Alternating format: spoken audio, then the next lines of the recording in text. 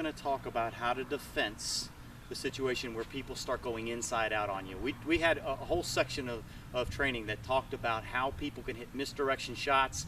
We talked about how those misdirections can be either at net level, be hit hard at a person, or how they can actually be hit up. We talked about up in the facial area or up in the shoulder area, each trying to accomplish something different. So we talked about 2 ways that a person can misdirect the ball. Now we're going to talk about the way that you defense that misdirection. Basically what you're going to do is you kind of get a feel for it. The more settings that you're in, you kind of get a feel of when it's going to occur. I'll just say this, the typical section of, or the typical time that occurs is on a cross-court ball. So for example, if I'm at the net and my partner's hitting a cross-court ball, especially a ball that they're back on a little bit further, they've got to create a little bit of height to get it over the net, it's coming down, that person has the ability to roll it on me. That's the ball that you get rolled on. So in other words, a lot of people want to stand up here on the line. That ball will go cross court. The closer you get up here on the line, that ball misdirected at you, you have no time to react. What you want to do is, I'm going to use Matt to show you, what you want to do is, once that ball starts going cross court, starts getting up a little bit, you understand it's going to get up, or you have a person that likes to misdirect the ball, you have to be able to understand that it's going to occur, and you have to take a couple steps back. So here's what it looks like.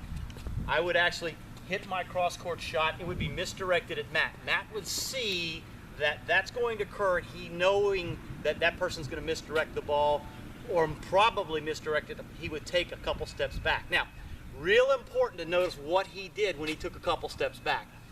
He took the steps back prior to contact, meaning that if you're stepping back at contact, you're not going to have weight forward, and your hands are not going to be supple, you're not going to be soft enough to be able to do anything with the ball.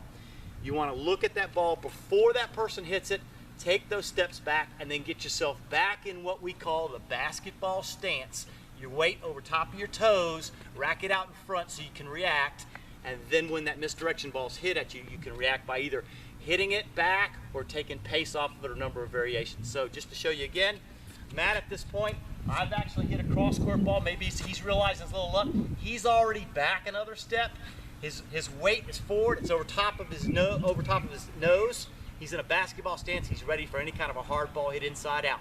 Again, what you do with that ball once it's hit to you, that's your choice. There's a couple options like we spoke about. You can actually take the ball, try to drive it back, or you can take your hands and soften the ball, deaden the ball, trying to get it back over the net, and then after you get it back into play or resetting the point like we talked about before, then he's going to move back up again, get into the offensive position.